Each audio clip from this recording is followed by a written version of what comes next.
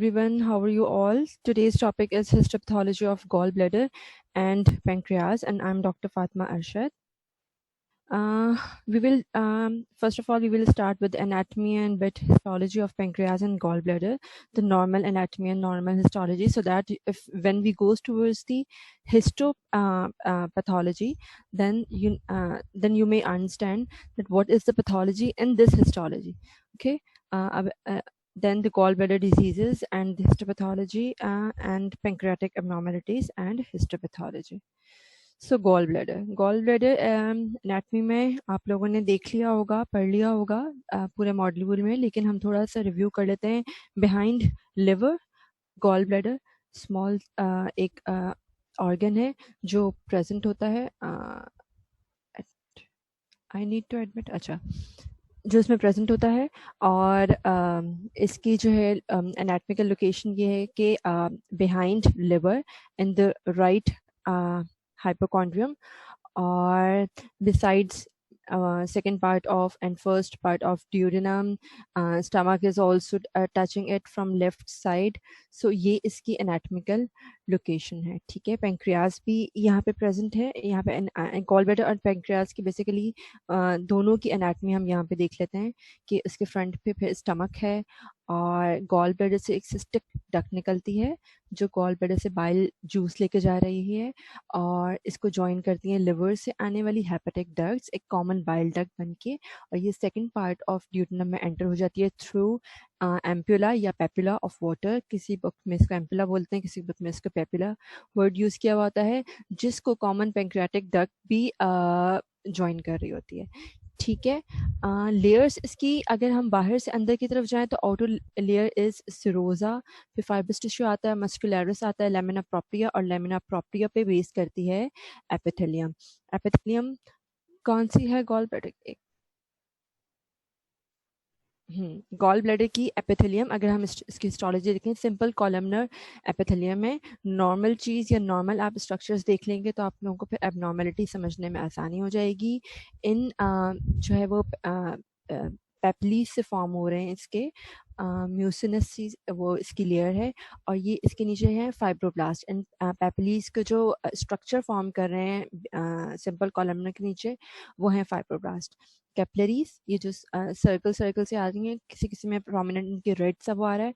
Mucosa muscularis वो muscles के या मसल के फाइबर्स जो म्यूकोजा को स्ट्रेंथन कर रहे होते हैं. Then connective tissue, blood vessels, और फिर एडिपोज टिश्यू. एडिपोज टिश्यू किसी भी आपको स्लाइड में इस तरह के वाइट वाइट वाइट वाइट जिसके अंदर कुछ भी ना हो वो नजर आएंगे, वो एडिपोज टिश्यू. एडिपोज टिश्यू इस तरह वाइट क्यों अपीयर हो रहे होते हैं? इसलिए क्योंकि during the processing of slides wax adipose tissue को डिसॉल्व कर देती है. ठीक है. जो हम एंजाइम्स यूज कर रहे हैं स्लाइड मेकिंग में, उसको डिसॉल्व करके ये वाइट वाइट स्पेसेस शो करती हैं एडिपोज टिश्यू को. ठीक है. तो ये नॉर्मली यही पोर्शन आपको इस वाली उसमें एनलार्ज करके दिखाया हुआ है, जिसमें ये प्लस का साइन है, मैग्नीफाई करके दिखाया हुआ है. So mucosa muscularis, connective tissue, blood vessels and adipose tissue. सिर्फ म्यूकोजा किन किन चीज़ों से बना हुआ है, या उसकी जो पेपलीज हैं जो इसकी फिंगर लाइक प्रोजेक्शंस आ रही हैं, वो किस किस चीज किन किन चीज़ों से बनी हुई हैं? वो simple columnar epithelium, glandular cells, fibroblast जो उसको सपोर्ट कर रहे हैं, फिर बीच में कैपिलरीज हैं, और फिर लेमिना प्रोप्रिया. ठीक है. Mucosa it includes the lining epithelium of simple columnar variety, lamina propria rich in elastic fibres and blood vessels. क्योंकि इसने कॉन्ट्रैक्ट करके फिर अपना बाइल रिलीज करना होता है, तो इलास्टिक फाइबर्स जो हैं उसमें हेल्प करते हैं. Presence of microvilli give brush border appearance to the epithelium under light microscope, which facilitates absorption of water. Mucosa thrown into small folds when the bladder is empty. Mucosa के folds जब ये bladder empty है, जब gall bladder full हो जाता है due to bile, तो stretchable हो जाते हैं ये fold, stretchable होते हैं और disappear हो जाते हैं. अच्छा, अब moving towards the gall bladder abnormalities. The abnormalities of gall bladder, किसी भी ऑर्गन की एबनॉर्मेलिटीज हम किस तरह डिवाइड कर सकते हैं? कॉन्जेनाइटल, बाय बर्थ, अगर कोई ना कोई एबनॉर्मेलिटी प्रेजेंट है. ठीक है. देन कुछ एबनॉर्मेलिटीज होती हैं जो with the process of time जो है गैदर होती हैं. गॉल ब्लैडर की हम बात करें तो इस सबसे कॉमन चीज़ आ जाती है cholelithiasis. Chole stands for gall bladder, lithiasis stands for stone, तो gall stone. Cholecystitis inflammation, itis का मतलब है इन्फ्लेमेशन, किसी भी ऑर्गन के इन्फ्लेमेशन। पैथोलॉजी में सबसे सेकेंड चैप्टर में आप लोगों ने इन्फ्लेमेशन से स्टार्ट कर लिया था। सो किसी भी ऑर्गन की inflammation is a big part of pathology, so gallbladder की inflammation, then the carcinomas of course, malignancies जो उस ऑर्गन की होती हैं। कॉन्जेनाइटल एनोमलीज में फिर डिफरेंट चीज़ें आ सकती हैं। एब्सेंट, गॉल ब्लैडर प्रेजेंट नहीं है। डुप्लीकेट, दो गॉल ब्लैडर प्रेजेंट है। Bilobed gall bladder, single gall bladder है जिसकी दो लोब्स बन गई हैं।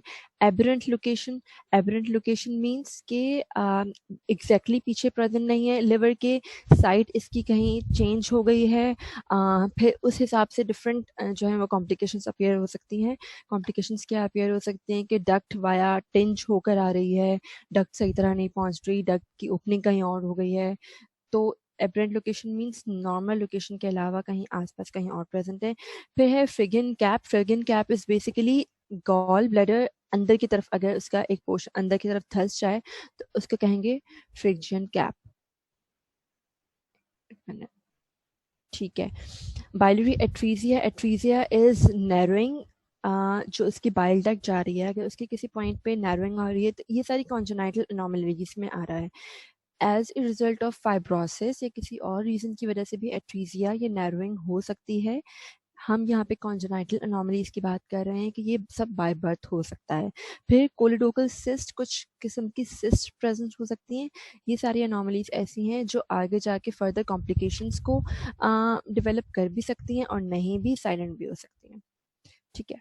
कोलिलिथियासिस, फिर आ गया next abnormality. Cholelithiasis is gall stones which can be of cholesterol और pigment stones depending upon their composition, कि वो किससे बने हुए हैं। अगर वो बाइल सॉल्ट से बने हुए हैं तो उनको हम पिगमेंट स्टोन्स कहेंगे। अगर हम वो कोलेस्ट्रॉल से बने हुए हैं, उनकी कॉम्पोजिशन में कोलेस्ट्रॉल के कंपोनेंट ज़्यादा है, तो वो कोलेस्ट्रॉल स्टोन्स कहलाएंगे। क्या क्या रिस्क फैक्टर्स हो सकते हैं स्टोन फॉर्मेशन के? Cholesterol stones, advancing age, advanced age के साथ साथ कोलेस्ट्रॉल डेपोजिशन बॉडी में ज़्यादा हो जाती है और so this can cause the formation of cholesterol stones. Female sex hormones की थेरेपीज जो फीमेल्स ले रही होती हैं मोस्टली ओरल कॉन्ट्रासेप्टिव पिल्स में, क्या तो उसमें कोलेस्ट्रॉल का कंपोनेंट ज़्यादा होता है, वो कोलेस्ट्रॉल की अमाउंट को रेज करती हैं and can lead to cholesterol stones. Pregnancy में अक्सर फीमेल्स कोलिलिथियासिस डेवलप कर लेती हैं जो बाद में कोलिक पेन कॉज करवाता है और अक्सर आफ्टर डिलीवरी उनको जो है वो ऑपरेट करना पड़ता है। Obesity and metabolic syndromes, again इसका जो है वो लिंक है with amount of cholesterol in the body. Rapid weight reduction still can cause this.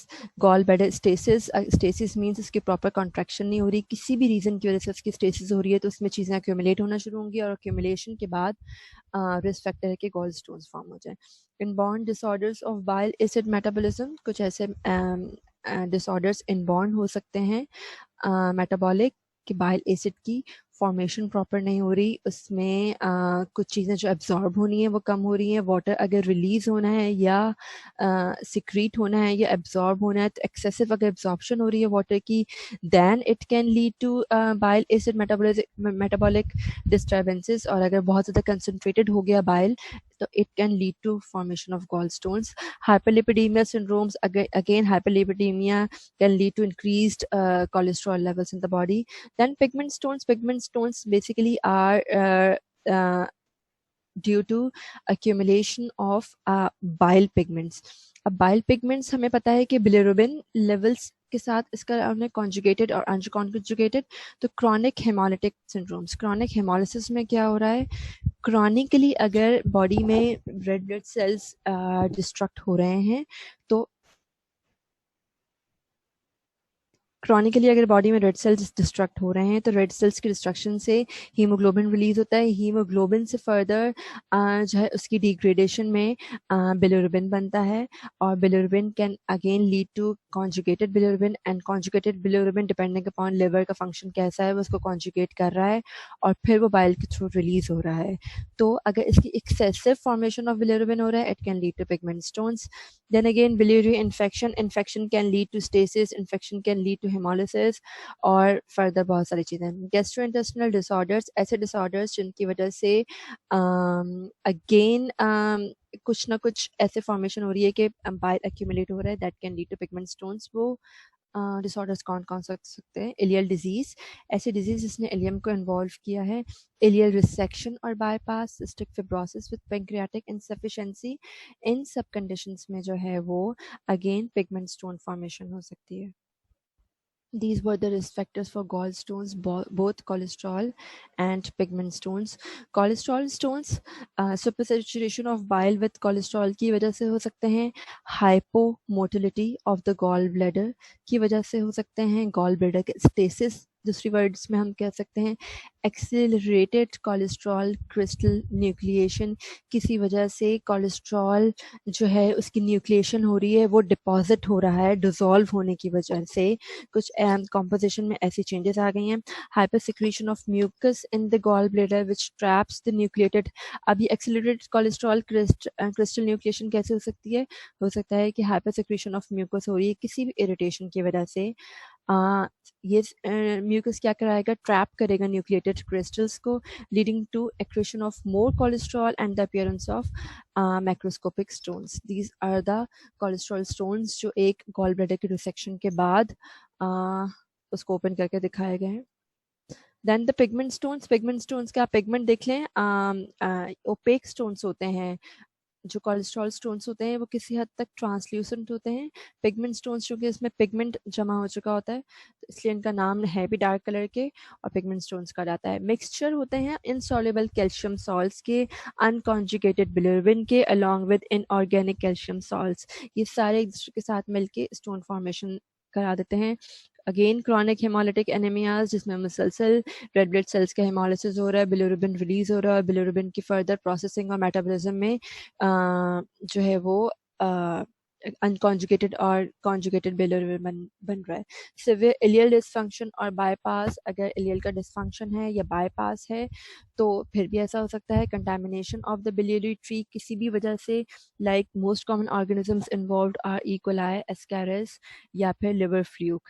ये ऑर्गेनिजम्स जो हैं वो कंटामिनेशन ऑफ बिलियरी ट्री करवा देंगे। कंटामिनेशन की वजह से क्या होगा? Infection can lead to again stasis, necrosis and further. Clinical sequel क्या होगा? बिलियरी कॉलिक कहते हैं पेन को। बिलियरी कॉलिक की क्या स्पेसिफिकेशन है? Pain is localized to the right upper quadrant और epigastrium that may radiate to the right shoulder or the back। आप जब वार्ड्स का विजिट करना शुरू करेंगे तो आप लोग पेन की डिफरेंट हिस्ट्री में उसकी डिफरेंट साइट्स को लोकेट करने की कोशिश करेंगे। पेन ऐसा है कि वो उठ के बैक की तरफ जा रहा है, यही राइट हाइपोकॉन्ड्रियम या लेफ्ट हाइपोकॉन्ड्रियम या बीच में एपिगेस्ट्रियम में, और वो पीछे की तरफ मूव हो रहा है तो वो उस पेन को हम पैंक्रियाटिक पेन कह सकते हैं, पैंक्रियाटिक कॉलिक कह सकते हैं। बाइलरी पेन जो है वो राइट अपर क्वाड्रेंट या एपिगेस्ट्रियम में स्टार्ट होके रेडिएट करेगा तो टू राइट शोल्डर और द बैक की तरफ।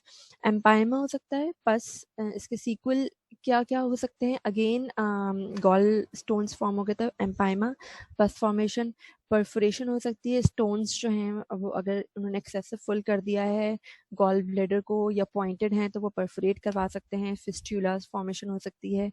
इन्फ्लेमेशन हो सकती है ऑफ द बाइलरी ट्री जिसको कोलेंजाइटिस कहेंगे।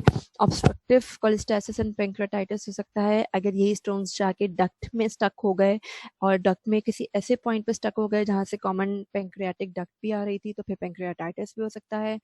गॉल स्टोन इलियस हो सकता है और बोवेट सिंड्रोम जिसको कह सकते हैं।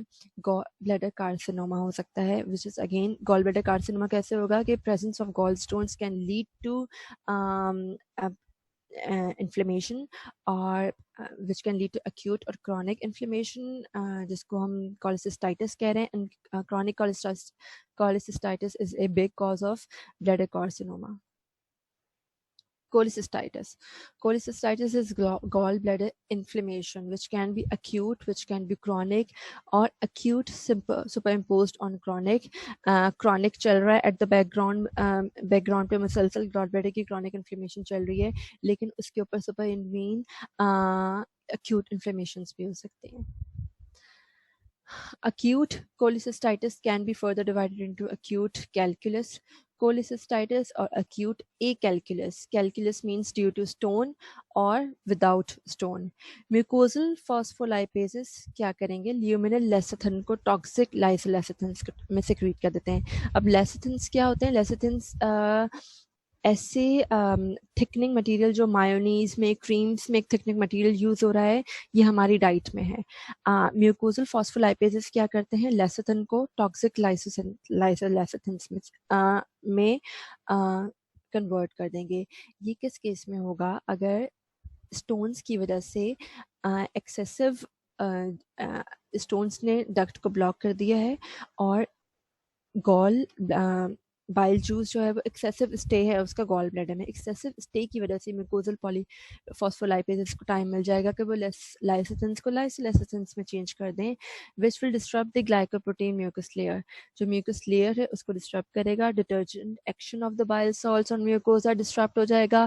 प्रोस्टाग्लैंडिन रिलीज हो जाएंगे. सारे एक सीक्वल से चीज़ें स्टार्ट हो जाएंगी. फिर म्यूकोजल एंड म्यूरल इन्फ्लेमेशन शुरू हो जाएगी. इन्फ्लेमेशन की वजह से distension and increased intraluminal pressure हो जाएगा. ये सब कुछ एब्सेंस ऑफ बैक्टीरियल कंटामिनेशन में हो रहा है और most commonly in diabetic patients में are prone to this process.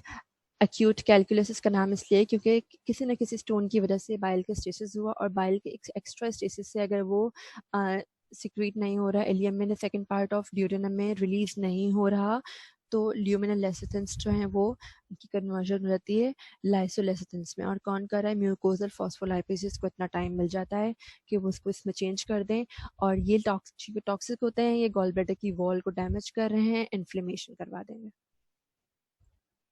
A calculus में ये सब कुछ क्यों हो रहा है? ड्यू टू इस्कीमिया, और ischemia due to compromised cystic artery. The arterial supply of gallbladder is cystic artery, and अगर किसी भी reason की वजह से cystic artery का ischemia हो रहा है, ischemia means decreased blood supply to the gallbladder, it can lead to inflammation and edema of the wall, compromising blood flow, gallbladder stasis and accumulation. क्योंकि edema हो रहा है, gallbladder जो है उसकी proper contraction नहीं हो सकेगी, bile juice का stasis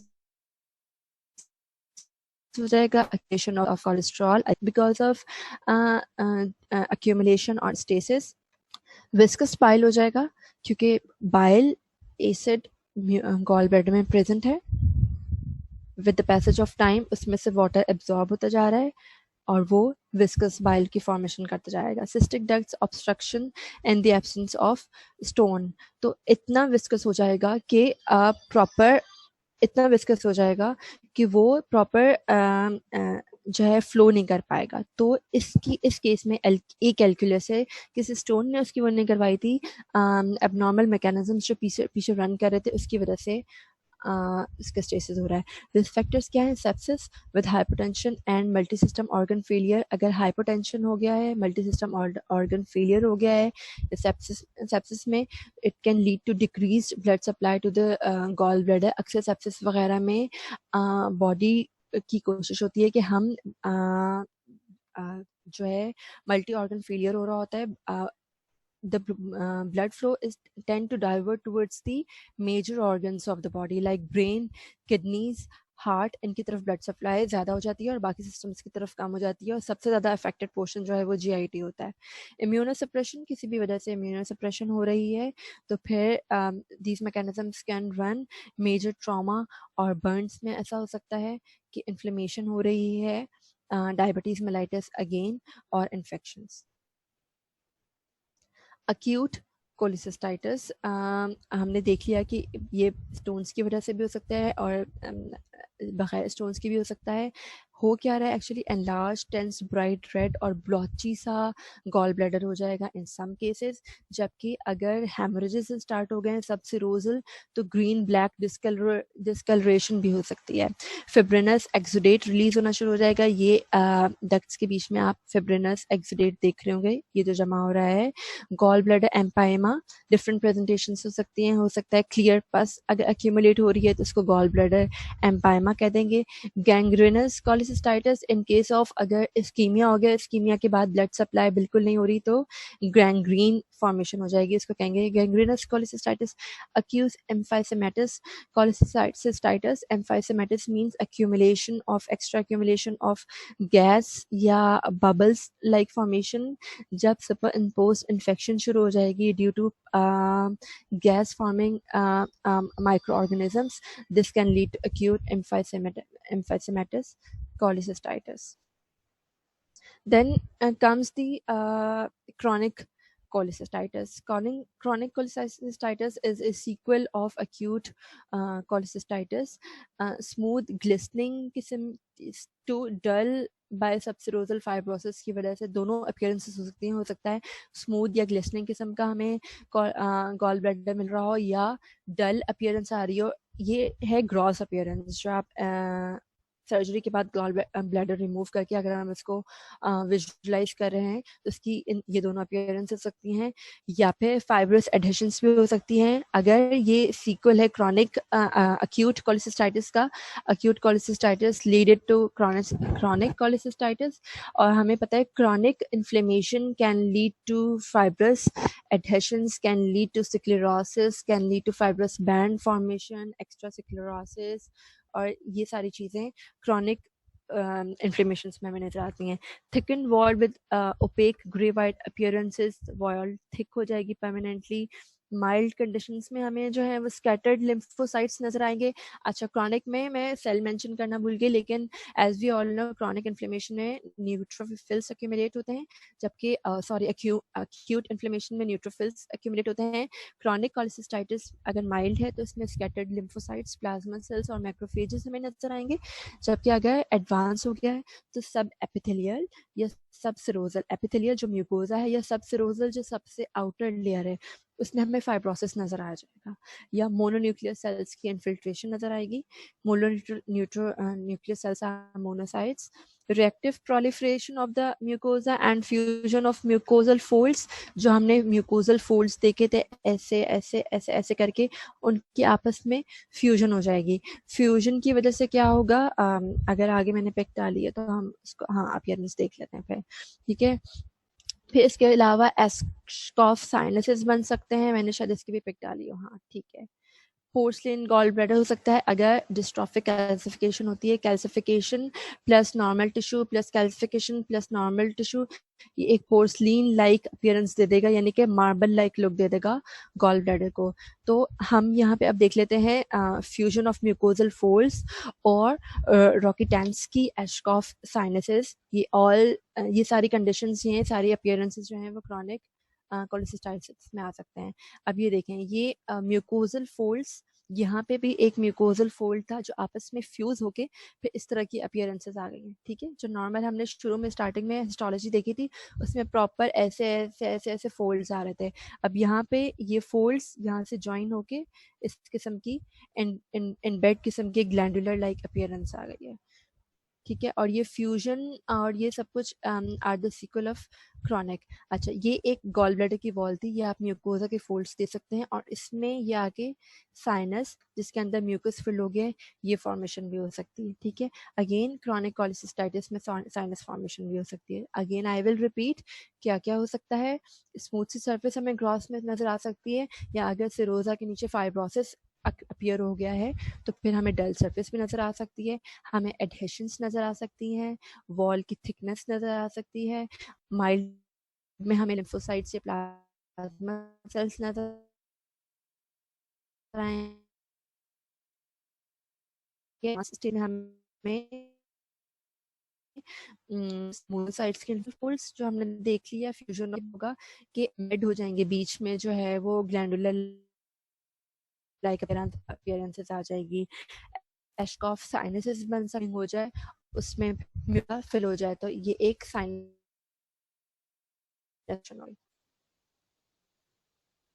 सकता है।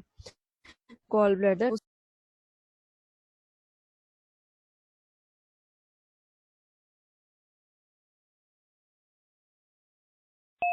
और चाइल्ड इन रीजन्स में कॉमन है। गॉल स्टोन्स की प्रेजेंस में कार्सिनोमा कैन लीड टू, अच्छा gall stones can lead to chronic cholecystitis, and chronic cholecystitis can lead to is a risk factor of carcinoma. Then some mutations or overexpression of the oncogene like ERBB2, HER2 और new हर malignancy में आप ज़रूर कुछ ना कुछ ऐसी jeans के नाम पढ़ेंगे जो आपको उस malignancy से related जीन्स के नाम याद होने चाहिए। ठीक है, नेक्स्ट इज पेंक्रियास। Pancreas के anomalies में congenital anomalies which are present by birth, then the inflammation, pancreatitis, then the non-neoplastic cyst, कुछ cyst ऐसी हैं जो non-neoplastic है, then the neoplasms। हम बारी बारी सबको देख लेते हैं। Congenital anomalies, pancreas, divism, annular pancreas या एक्टोपिक पेंक्रियास। एक्टोपिक पेंक्रियास नाम से जाहिर है क्या होता है, यानी कि पेंक्रियास अपनी नॉर्मल पोजीशन के अलावा पेंक्रियास कहीं और प्रेजेंट है। अच्छा, अब इसकी फर्दर मजीद ग्रेडिंग है, वो क्या है, हो सकता है सिर्फ ग्लैंडुलर इसके एसिनाए हमने की नॉर्मल एंडोस्कोपी ऑफ इंटेस्टाइन, जिसमें हमें कुछ एबनॉर्मल हमने उसके बायोप्सीज ले ली, और बायोप्सीज को जब हमने स्लाइड्स बना के व्यू किया तो हमें पता चला कि यहाँ पे तो कुछ पेंक्रियास के पोर्शंस भी प्रेजेंट हैं, कुछ एसिनाए, कुछ simple columnar epithelium with the presence of acinae वो प्रेजेंट हैं। तो पेंक्रियास पूरा का पूरा कहीं और प्रेजेंट नहीं होगा, उसके कुछ portions in liver and small intestine और सराउंडिंग जो भी उसके ऑर्गेनिजम्स हैं वहाँ पे इसको कहते हैं एक्टोपिक पेंक्रियास। ये पेंक्रियास के टिश्यूज, उसके सराउंडिंग जो ऑर्गेनिजम्स या जीआईटी है उसमें कहीं भी प्रेजेंट हो। एन्युलर पेंक्रियास और पेंक्रियास डिविजन हम डायग्राम के थ्रू समझ लेते हैं। पेंक्रियास, नॉर्मल पेंक्रियाटिक पेंक्रियास में क्या हो रहा है कि बाइल डक्ट आ रही है, कॉमन बाइल डक्ट जो कि गॉल ब्लैडर से डक्ट आ रही है और लिवर से डक्ट आ रही है, उसको ज्वाइन करके बाइल डक्ट बन रही है। ये बाइल डक्ट नीचे आ रही है कॉमन बाइल डक्ट, और इसमें मेन पेंक्रियास की जो टेल और बॉडी को सप्लाई कर रही है, को ड्रेन कर रही है डक्ट ऑफ विर्सिंग, वो आके इसको ज्वाइन करेगी और पेपिला ऑफ वेटर से ये सेकेंड पोर्शन ऑफ ड्यूडेनम में एंटर हो जाएंगे। बाकी पेंक्रियास के हेड को जो स्मॉल डक्ट ड्रेन कर रही है वो इंडिविजुअली आके माइनस स्फिंक्टर के थ्रू एंटर हो जाती है। पेंक्रियास डिवीजन में क्या हो रहा है इस बेसिकली ये प्रोपोर्शन हो रहा है कि बाइल डक्ट आई और पेंक्रियास की अपनी एबनॉर्मेलिटी में अपनी फॉर्मेशन में ये एबनॉर्मेलिटी हो गई कि मेन बॉडी को जो डक्ट सप्लाई कर रही थी वो डक्ट सिर्फ थोड़ी सी बॉडी को, उसके हेड को सप्लाई कर रही है, और वो बाइल डक्ट के साथ कंबाइन होकर पेपिला ऑफ वाटर में एंटर हो रही है, जो कि एक इसकी मेन जिसको कहते हैं कि ब्रॉड ओपनिंग थी। जबकि पूरा का पूरा बाकी पेंक्रियास जो है वो स्मॉल से स्फिंक्टर के थ्रू जो है वो ड्यूडेनम में। अब इस एबनॉर्मेलिटी से फ़र्क क्या पड़ रहा है, क्योंकि एंट्रेंस तो इसकी भी हो रही है और इसकी भी हो रही है। फ़र्क ये पड़ रहा है कि ये पोर्शन सिर्फ इतने से इसको ड्रेन कर रहा था और इसको एक लार्ज ओपनिंग की ज़रूरत नहीं थी। ठीक है, स्मॉल ओपनिंग के थ्रू भी एंटर हो सकता था, जबकि अब पूरी का पूरा पेंक्रियास एक स्मॉल ओपनिंग के थ्रू किसी भी वजह से कोई भी ऑब्स्ट्रक्शन एट्रीजिया की वजह से अगर ये डक्ट यहाँ पे माइनर स्फिंक्टर जो है वो ब्लॉक हो गया, या इलियम की किसी भी इन्फेक्शन की वजह से, किसी भी रीजन की वजह से अगर ये, क्योंकि बहुत माइनर सा स्फिंक्टर है, इजी टू ब्लॉक है, ब्लॉक हो गया तो पूरा पेंक्रियास इन्वॉल्व होगा और इसकी ड्रेनेज जो है वो अफेक्ट हो जाएगी। ठीक है, तो दिस कंडीशन इज कॉल्ड, अभी एबनॉर्मेलिटी नहीं हुई, सिर्फ एनाटॉमिकल एबनॉर्मेलिटी है, तो इसको हम कह रहे हैं पेंक्रियास डिविजन। जबकि the next is annular pancreas. Annular pancreas में क्या हो रहा है कि पेंक्रियास का हेड जो है वो सेकेंड पार्ट ऑफ ड्यूडेनम के गिर्द सराउंड कर जाता है, ठीक है। इसको कहते हैं एन्युलर। एक एन्युलर या एन्युलर मीन्स कॉलर फॉर्मेशन, तो उसने ड्यूडेनम के अराउंड जो है वो एक कॉलर फॉर्मेशन कर दी। सो pancreas division, annular portion of pancreas, और ectopic pancreas means pancreatic glands या pancreas के एसनाए कहीं और प्रेजेंट है। हमें ड्यूडेनम में मिल सकते हैं, इलियम में मिल सकते हैं, लिवर में मिल सकते हैं। Then comes the pancreatitis. Itis means inflammation initiated by injuries that lead to autodigestion of the pancreas by its own enzymes. ठीक है, तो पेंक्रियाटाइटिस बेसिकली स्टार्ट कैसे होता है कि अगर पेंक्रियाज जो एंजाइम्स रिलीज कर रहा है वो रिलीज होने से पहले इंटेस्टीन में जाके एक्टिवेट होने से पहले ही पेंक्रियाज में एक्टिवेट हो जाएं, और पेंक्रियाज में एक्टिवेट होके वो ऑटो डाइजेशन शुरू कर दें पेंक्रियाज इटसेल्फ, उसकी अपनी। अच्छा, पेंक्रियाज के जो है इस सारे सिस्टम का नॉर्मली ऐसा क्यों नहीं हो रहा? नॉर्मली क्यों नहीं ये पेंक्रियाज में बन रहे हैं सारे एंजाइम्स और ऑटो डाइजेशन क्यों नहीं करवा रहे? क्योंकि they are multiple protective systems. Protective systems क्या है? First of all pro enzymes जो हैं जिनको हम ज़ाइमोजेंस कहते हैं वो इनएक्टिव फॉर्म में रिलीज हो रहे हैं।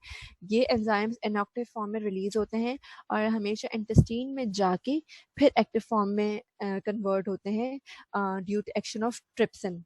वहाँ पे जाते हैं, ट्रिप्सिन इनको क्लीव करता है, इनएक्टिव पोर्शन से हटा देता है और फिर ये एक्टिव फॉर्म में आ जाते हैं, ठीक है। तो इनएक्टिव एंजाइम्स के तौर पे रिलीज हो रहे हैं। दूसरा ये कि ट्रिप्सिन बजाते खुद भी इंटेस्टीन में जाके और फिर एक्टिवेट होता है, ठीक है। तो ट्रिप्सिन की एक्टिवेशन के लिए ट्रिप्सिन की एक्टिवेशन के लिए खुद इंटेस्टिनल पीएच रिक्वायर्ड है, और इंटेस्टिनल पीएच रिक्वायर्ड होके जब ये एक्टिव फॉर्म में आएगा, ट्रिप्सिनोजन से ट्रिप्सिन बनेगा, तो फिर ये इनएक्टिव एंजाइम्स को जो है पेंक्रियाटिक एक्टिव एंजाइम्स में चेंज करेगा। तो दो मैकेनिज्म्स ये हो गए। देन अगेन ट्रिप्सिन इनहिबिटर्स जो हैं वो रिलीज हो रहे हैं, including serine protease inhibitor, Kazal type L, serine protease inhibitor Kazal type N. SPINK 1 कहते हैं ट्रिप्सिन इनहिबिटर्स को, जो ट्रिप्सिन को नॉर्मली इनहिबिट कंडीशन में रखते हैं ट्रिप्सिन की रिलीज से पहले पहले, जब तक वो रिलीज होकर इंटेस्टीन में जाके पीएच चेंजेस की वजह से एक्टिवेट नहीं होगा उससे पहले ट्रिप्सिन इनहिबिटर्स एक्ट करते हैं और उसको एक्टिवेट नहीं होता। तो सबसे पहले ट्रिप्सिन अगर बन रहा है तो उसके साथ उसके इनहिबिटर्स एक्ट कर रहे हैं, उसके इनहिबिटर्स एक्ट कर रहे हैं पेंक्रियाज में। Once trypsin is in the duodenum and the changes in the pH causes its activation, then the activation of trypsin leads to cleavage of proenzymes to activated enzymes. तो ये सारे जो defensive mechanisms act कर रहे हैं। अब इन mechanisms में से कोई भी चीज़ अगर इफेक्ट हो रही है that will lead to premature activation of enzymes within the pancreas, which will lead to pancreatitis. Pancreatitis can be acute और क्रॉनिक। अब हम अक्यूट पेंक्रियाटाइटिस के कॉजेज देख सकते हैं इस फिगर के थ्रू। इतनी ज़्यादा थ्योरी डालने से बेहतर मुझे ये लगा कि मैं इस डायग्राम के थ्रू आपको समझा दूँ। पेंक्रियाटाइटिस कैन कोई भी रीज़न हो सकती है। The first reason is duct obstruction. अगर डक्ट ऑब्स्ट्रक्ट हो गई है किसी भी रीज़न की वजह से, जिस तरह कि हमने गॉल ब्लैडर में पढ़ा था कि गॉल ब्लैडर में अगर स्टेसिस हो रहा है किसी भी रीज़न की वजह से, भले स्टोन्स की वजह से हो रहा है भले किसी और रीज़न की वजह से हो रहा है, तो stasis can lead to cholelithiasis, can lead to ampullary obstruction या फिर chronic alcoholism. Alcoholism is a major risk factor for the development of pancreatitis, and pancreatitis, chronic pancreatitis again can lead to pancreatic carcinoma. Impaired blood, इसकी वजह से interstitial oedema होगा, interstitial oedema की वजह से impaired blood flow शुरू होगा, ischemia होगा, इस्कीमिया की वजह से एसएनआर सेल्स की इंजरी होगी, और वो उन सेल्स के अंदर जो एंजाइम्स प्रेजेंट थे इनएक्टिवेटेड फॉर्म में वो बाहर रिलीज होके एक्टिवेटेड फॉर्म में आ जाएंगे, विद इन कंट्रोल्ड बाउंड्रीज नहीं रहेंगे। अगेन एसएनआर सेल्स की इंजरी अगर alcohol, drugs, trauma, ischaemia, viruses, hypercalcaemia, बहुत सारे रीज़न से किसी भी रीज़न की वजह से अगर एसएनआर सेल्स की इंजरी हो रही है, release of intracellular proenzymes and lysosomal hydrolases, activation of enzymes, acinar cell injury. Then other again defective intracellular transport cell के अंदर जो एंजाइम्स रिलीज बन गए हैं प्रो एंजाइम्स के फॉर्म में, आइडली उन एंजाइम्स को डक्ट के थ्रू रिलीज होना है। किसी भी इंट्रा सेलुलर ट्रांसपोर्ट मैकेनिज्म के डिफेक्ट की वजह से अगर वो एंजाइम्स जो हैं उनकी फॉर्मेशन के बाद वो चले गए लाइजोसोम्स में, तो लाइजोसोम क्या करता है, ब्रेक डाउन करता है, क्लीवेज करता है। वही क्लीवेज जो इंटेस्टीन में जाके ट्रिप्सिन ने करनी थी, वही क्लीवेज जो है वो लाइजोसोमल एंजाइम्स करवा देंगे। नॉर्मली लाइजोसोमल एंजाइम्स जो हैं वो लाइजोसोम्स के अंदर प्रेजेंट हैं और बाहर नहीं निकलते। एसएनआर सेल्स की इंजरी जिसमें लाइजोसोमल एंजाइम्स बाहर निकल जाएं, प्लस जो एंजाइम्स फॉर्म हुए हैं प्रो एंजाइम्स वो बाहर निकल जाएं, इनका इंटरेक्शन जो है एक दूसरे के साथ can lead to activation of pancreatic enzymes या फिर डिफेक्टिव इंट्रासेलुलर ट्रांसपोर्ट जो एंजाइम्स को डायरेक्ट ट्रांसपोर्ट कर दे लाइजोसोम्स में, और लाइजोसोम जो है वो क्लीवेज करवा के उन एंजाइम्स को पैंक्रियाटिक एंजाइम्स को एक्टिवेट करवा दें। Metabolic injury, alcohol duct obstruction all can lead to this scenario. Delivery of coenzymes to lysosomal compartment, intracellular activation of enzymes again हो जाएगी, वही एक्टिवेशन जो बेसिकली इंटेस्टाइन्स में होनी थी। एसएनआर सेल की इंजरी होगी और एंजाइम्स एक्टिवेशन हो जाएगी। एसएनआर सेल की injury is the leading cause to pancreatitis. अब ये एक्टिवेटेड एंजाइम्स जो हो गए वो ये क्या क्या करवा सकते हैं, interstitial inflammation and oedema, proteolysis क्यों, क्योंकि एंजाइम्स हैं, प्रोटीन्स का लाइसिस शुरू करवा देंगे, फैट का नेक्रोसिस स्टार्ट करवा देंगे, डैमेज टू वेसल वॉल्स और हैमरेज हो जाएगा। ठीक है, तो हमें फोकल हैमरेज भी नज़र आएगा, हमें फैट के नेक्रोसिस यानी कि वाइट वाइट जो पैचेस वो नज़र आएंगे, प्रोटीन का लाइसिस नज़र आएगा। ठीक है, so all these sequel will lead to acute pancreatitis. Then there are certain genes जिनकी प्रेजेंस या जिनकी एबनॉर्मेलिटी जो है, मैं हर जीन की डिटेल में नहीं जा रही, जस्ट कुछ कॉमन जीन्स के स्पिंक जो हमने नाम पढ़ा था या CFTR, इन जीन्स के mutations can lead to can predispose to pancreatitis. The etiological factors in acute pancreatitis are alcoholism, the major cause, hyperlipoproteinemia, hypercalcemia, then certain drugs can cause acute pancreatitis. Then there are genetic predispositions, mutations in genes, ये सारी mutations genes involved हैं. Then certain mechanical factors like gallstone which will lead to mechanical blockage, obstruction of the duct, trauma, iatrogenic injury like operation के दौरान किसी और आस पास किसी और organ की सर्जरी हो रही थी या इवन पेंक्रियाटिक रिलेटेड कोई सर्जरी थी जिसमें डैमेज हो गया, endoscopic procedures with dye injection की वजह से कोई इंजरी होके पेंक्रियाटाइटिस हो सकता है। Then shock, vasculitis, atheroembolism, these all can lead to ischemia, और ischemia की वजह से नेक्रोसिस, और नेक्रोसिस की वजह से फर्दर सेल इंजरी हो सकती है which can lead to pancreatitis. then mumps का एक ख़ास रिलेशन है पेंक्रियाटाइटिस के साथ, क्योंकि मम्स के दौरान कुछ ऐसे प्रोटीन्स रिलीज होते हैं मम्स इन्फेक्शन के दौरान जो पेंक्रियास को जाके अफेक्ट करते हैं। द माइक्रोस्कोपिक व्यू, इसमें आप फैट नेक्रोसिस, जैसे हमने कहा था, फैट नेक्रोसिस और पेरेन्काइमल नेक्रोसिस नज़र आ रहा है। फैट नेक्रोसिस की अपीयरेंस जहाँ भी आपको नज़र आएगी, किसी भी इसमें मैंने आपसे कहा था कि during the processing of slide formation fat सारा डिज़ोल्व होके इस तरह वाइट वाइट अपीयरेंस देता है, और ये नेक्रोसिस नज़र आ रहा है हमें पेरेन्काइमा का necrosis, focal pancreatic parenchymal necrosis. Then the chronic pancreatitis, again the sequel of acute pancreatitis, long-standing obstruction of pancreatic duct by calculi या किसी neoplasm की वजह से it can lead to chronic pancreatitis. कोई ना कोई autoimmune injury of the gland can lead to chronic pancreatitis, या फिर hereditary pancreatitis. There are certain factors, या heredity can again relate to presence of certain gene mutations which will lead to chronic pancreatitis.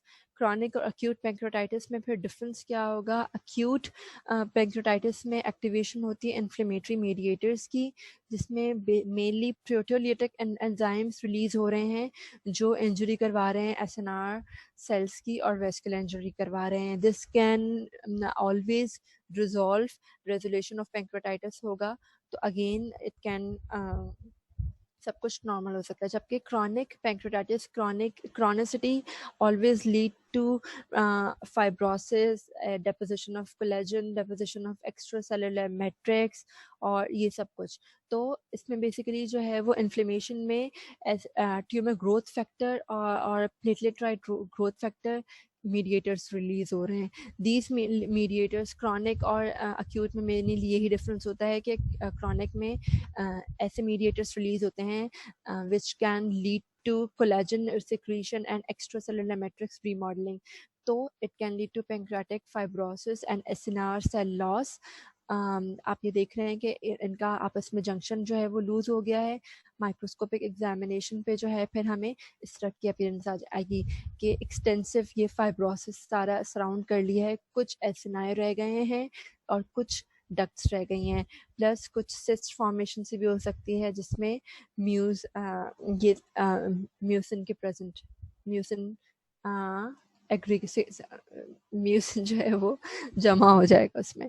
ठीक है, तो this is the difference between acute pancreatitis and chronic pancreatitis. अगर आप slide देखना चाहें, fat necrosis, acini present हैं और ये इसमें सेंट्रल नेक्रोसिस हुआ हुआ है। जबकि क्रॉनिक में मेनली जो है प्रेजेंस ऑफ ये जो फाइबर्स ऐसे नजर आते हैं, these are the deposition of extracellular matrix और कुछ डक्ट्स रह गए हैं, कुछ एसिनाई रह गए हैं और सिस्ट फॉर्मेशन भी हो सकती है। Then comes the non-neoplastic cyst. Cyst can be neoplastic or non-neoplastic. Non-neoplastic cyst again can be congenital or pseudocyst. Congenital by birth, कोई ना कोई cyst.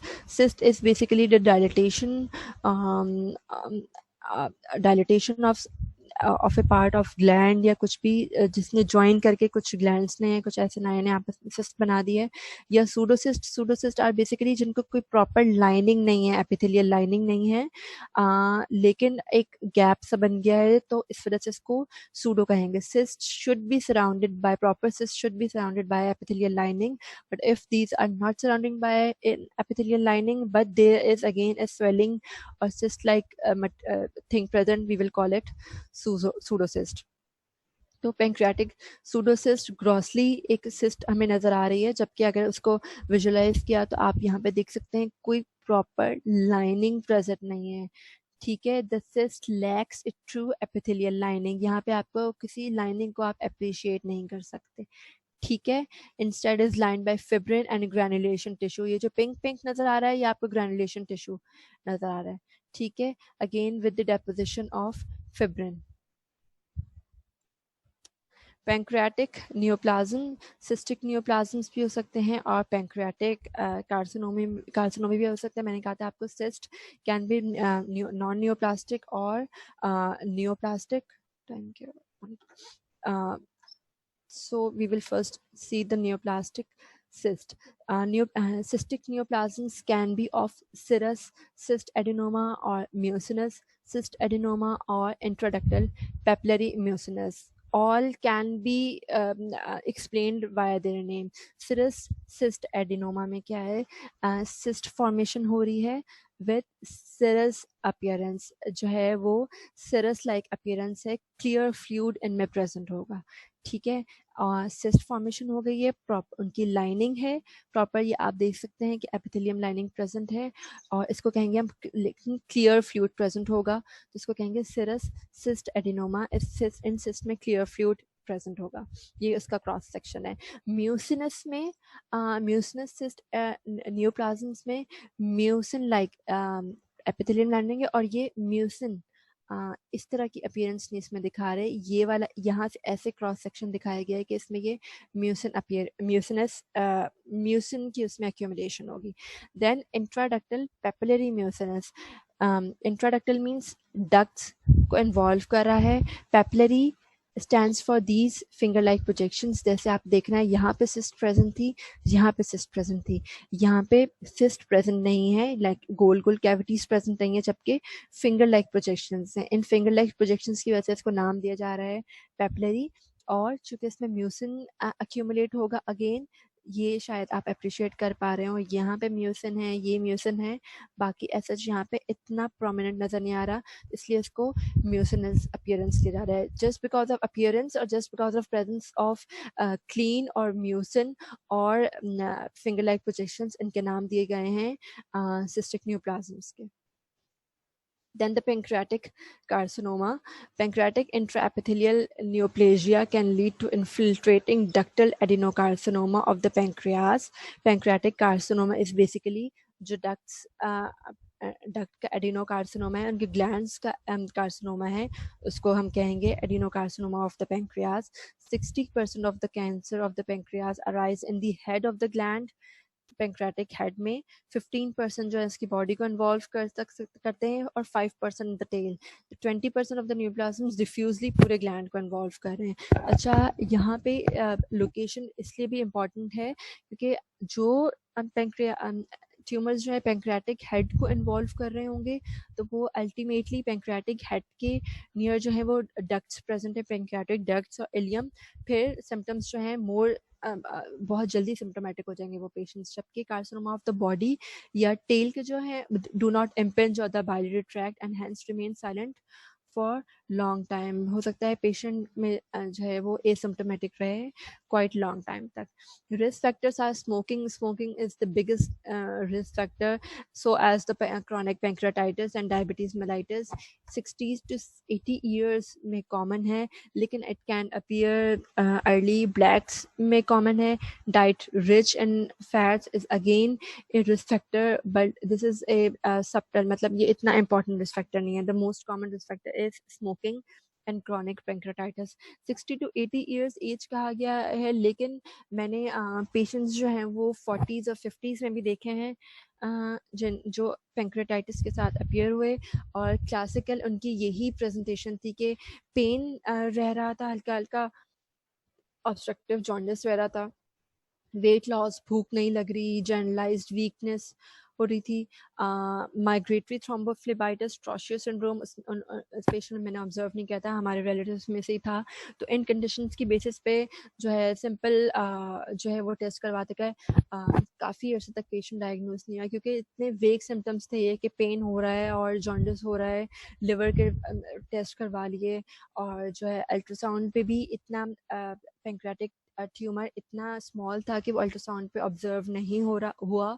और जब after some times somebody suggested CT abdomen, और सीटी स्कैन पे जाके पता चला कि पेंक्रेटिक ट्यूमर है. और देन पेंक्रेटिक जब उनके रिसेक्शन की गई, क्योंकि अर्ली स्टेजेस पे था, रिसेक्शन की और फिर उसके हिस्टोपैथोलॉजी के बाद कंफर्म हुआ कि शी हैड पेंक्रेटिक ट्यूमर. तो इतनी वेग सी अपीयरेंस होती है कि पता भी नहीं चल पा रहा होता. और migratory thrombophlebitis is basically tumour जो है उससे ऐसे कुछ एंजाइम्स रिलीज हो रहे हैं जो एक्सेसिव क्लॉटिंग फैक्टर्स का रिलीज करवा रहा है, ऐसे फैक्टर्स रिलीज करवा रहा है जो वेसल्स में सराउंड होके डिफरेंट पॉइंट्स, कभी एक पॉइंट पे कभी दूसरे पॉइंट पे क्लॉटिंग फैक्टर्स रिलीज करके थ्रोम्बोफ्लेबाइटिस और इन्फ्लेमेशन करवा रहे होते हैं, मीडिएटर्स रिलीज हो रहे हैं. अच्छा, this is the classical diagram which is not only just explaining the progress of normal pancreas towards the invasive carcinoma. Her tumour, her carcinoma की normal sequel of presentation या sequel of events यही होते हैं. एक normal हम लेकिन इसको pancreas के तौर पर कंसिडर करते हैं. This is the normal appearance of the pancreas with normal epithelium. Pancreatic intraepithelial neoplasia. Intraepithelial neoplasia is always the pre-invasive condition. जो invasive carcinoma, कोई भी आपने ट्यूमर अपने जिन भी organs का पढ़ा होगा आपने उसमें ये देखा होगा कि intraepithelial neoplasia is always present before it becomes full-fledged invasive carcinoma. तो pancreatic intra इसकी grading है. 1A में ये हो रहा है कि cells just elongate. सेल्स ने elongate करना शुरू किया है, लेकिन अभी हमें कोई और abnormality नज़र नहीं आई. इसको हम कहेंगे pan means pancreatic intraneoplastic lesion. फिर पैंक्रियाटिक इंट्रान्यूप्लेजिया 1B में क्या हो रहा है, स्लाइड सी जो है वो पोलैरिटी चेंज होना शुरू हो रही है. ठीक है, स्लाइड सी projection papillary like appearance start हुई है. सेल्स इलोंगेट ही हैं, कोई और उनमें एबनॉर्मेलिटी नहीं हुई, लेकिन नीचे से जो है वो डेस्मोप्लास्टिक रिएक्शन शुरू हो गया है और पैपिलरी लाइक अपीयरेंस यानी कि ग्रोथ एक शुरू हो गई है. Then further grading is intraneoplastic appearance जो है उसमें ग्रेड 2 में you will appear further observe further कि हल्की सी पोलैरिटी चेंज होना शुरू हुई है. पोलैरिटी चेंज होने का क्या मतलब है कि अब इन सब में न्यूक्लियस अभी अफेक्ट नहीं हुए थे, जबकि इसमें आप देखेंगे न्यूक्लियस की साइज और न्यूक्लियस की पोजीशन एबनॉर्मल होना शुरू हो गए. सो ग्रेड 2 में हमें न्यूक्लियर चेंजेस अपीयर होना शुरू हो गई हैं और फिंगर लाइक प्रोजेक्शन तो चल ही रही थी. देन अगेन ग्रेड 3 में क्या होगा कि बिल्कुल ही वो ये फिंगर लाइक पोजीशंस डिस्टर्ब होके एक्स्ट्रा जो है वो ग्लैंडुलर फॉर्मेशन शुरू हो गई, लेकिन अभी तक ये चीज़ इन्वेजिव नहीं हुई. ये जो है कैविटीज़ में ये चीज़ हो रही है, ग्लैंड सिर्फ इन्वॉल्व हुए हैं, लेकिन ये चीज़ नीचे की तरफ आना नहीं शुरू हुई. इसलिए अभी तक हम इनको सिर्फ इंट्रा एपिथेलियल न्यूप्लेजिया तक ही काउंट करेंगे. इन्वेजिव कार्सिनोमा तब इसको कहलाएंगे जब ये नीचे की तरफ डाउनवर्ड्स इसकी प्रोग्रेस शुरू हो जाता है. ठीक है, ग्रेड 3 में आपने एक और चीज़ नोट की है, इसमें सिर्फ न्यूक्लियस जो है उसकी एबनॉर्मेलिटीज इस सेंस में नजर आई थी कि न्यूक्लियस ऊपर नीचे या उसकी शेप्स में डिफरेंस शुरू होता है. यहाँ पे आप देखेंगे ये जो दो लाइंस इस तरह नजर आ रही हैं कुछ सेल्स में, ये है mitotic figures. Mitotic figures appear हो जाए किसी उसमें प्रोलिफरेशन इंडेक्स, इसका मतलब है उसका ज़्यादा हो जाता है, तो इसका मतलब है कि इसमें प्रोलिफरेशन रेट एक्सेसिव हाई हो गया है कि आप सेल्स में बाकायदा माइटोटिक फिगर्स नज़र आ रही हैं और इसकी वजह से माइटोटिक फिगर्स इतनी बड़ी इतना ज़्यादा प्रोलिफरेशन शुरू हुआ कि ये देखें इसकी ये आउट पॉकेटिंग बन गई. ठीक है, तो लेकिन यहाँ तक भी हम इंट्राएपिथेलियल न्यूप्लेजिया काउंट कर रहे थे क्योंकि इन्वेजन नहीं हुई थी. This is the invasive carcinoma जिसको हम मेलिग्नेंसी कंसिडर करेंगे. These are the pre malignant conditions.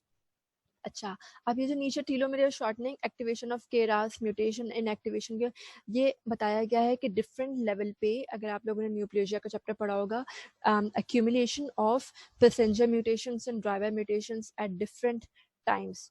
तो इनका कोई पहले अपीयर होना बाद में अपीयर होना मायने नहीं रखता. ठीक है, ये म्यूटेशन इस लेवल पे भी अपीयर हो सकती थी, ये म्यूटेशन इस लेवल पे, ये म्यूटेशन इस लेवल पे. The point is accumulation of various mutations with the passage of time due to genomic instability.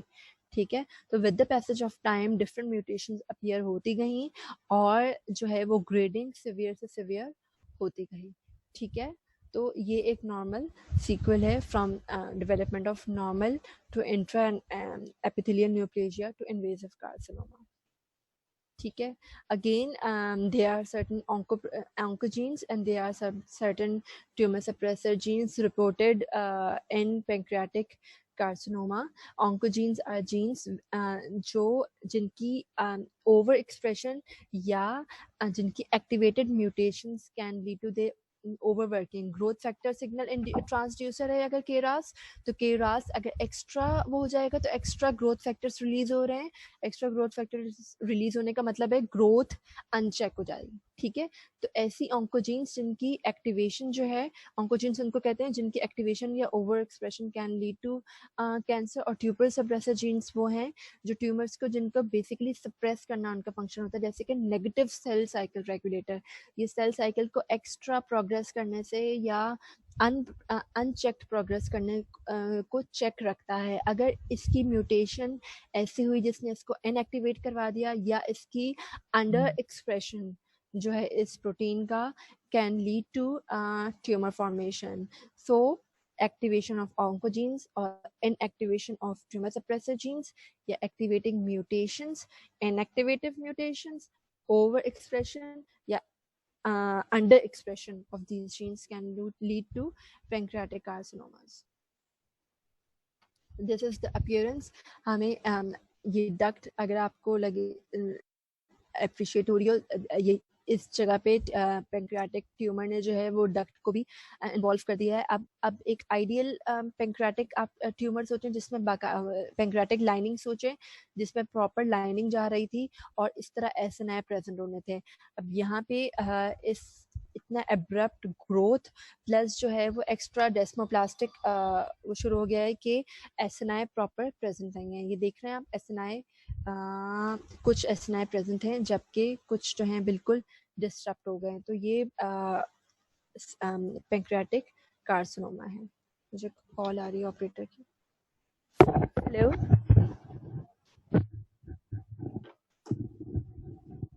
so this was all about gallbladder and pancreas. Thank you.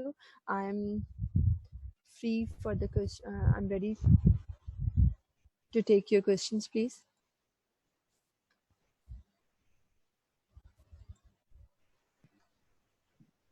ये डॉक्टर फातिमा एंड करें class? Questions ले लूँ मैं please थोड़े से? जी madam जी। How rapid weight reduction cause gallstones? Rapid weight reduction may be the cause of certain neoplasms, may be the cause of rapid cholesterol के मेटाबॉलिज्म के डिफरेंसेस की वजह से। एज सच इसका डायरेक्ट रोल क्या है वो मुझे भी नहीं पता। अगर मैंने सर्च किया तो I will share with you. दोनों ने ये क्वेश्चन पूछा हुआ है, how weight reduction can cause cholelithiasis. So can someone of you share your email here, or I'm typing my email, just email me, I can share the material with you. ठीक है?